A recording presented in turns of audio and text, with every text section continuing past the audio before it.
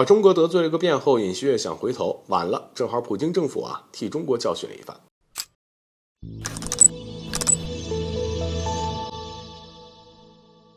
大家好，欢迎来到赵太阳观察室。现在韩国方面给出消息，希望能尽快与中方进行高级别的接触，声称必须保持与中国之间的良好关系。而在这之前，韩国为了向美国递交投名状，不惜在台海问题上挑衅叫嚣，如今转头又表态要与我国保持良好关系，那想来只有一个原因就是因为某些原因不得不向中国低头。尹锡悦自上台后，韩国就频频的在中美之间左右徘徊，上一秒可能还在与中国握手，下一秒就有可能与美国站在一起，而站在中国的对立面。所以对于韩国方面此次再次呼吁与我国对话，那么在我们来看，即便是见面了也谈了，意义其实是不大的。与其这样，不如给韩国来上一记敲打，让该国停止在中美之间横跳的举动。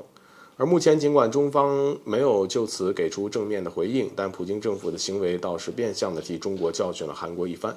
传言指出，俄罗斯发言人扎哈罗娃表示，让韩国尝尝武装半岛的滋味。而基于此，经过了解得知，原来尹锡悦政府得罪的不只有中国，还有俄罗斯。尹锡悦此前曾声称将会向乌克兰提供军事援助的支持，例如武器还有弹药。这还是自俄乌冲突爆发1年多以来首次表态除了人道主义援助之外，也会向乌克兰提供军事上的援助。而如此突然的举动发生在尹锡悦访问美国之前，某种程度上其显然也是在试图借此给美国递交的一份投名状。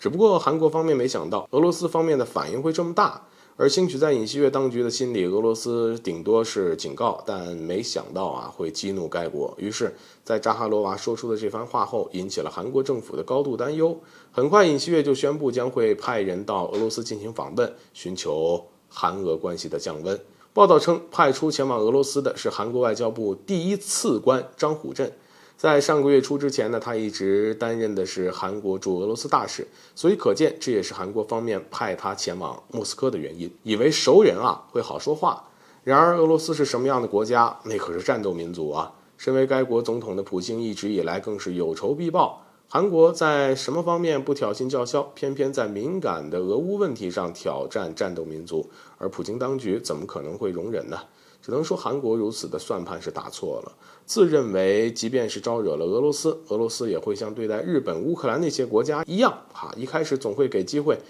但意外的是俄罗斯没有任何机会，甚至直接回怼莫斯科不欢迎这些不速之客，不用来了这种话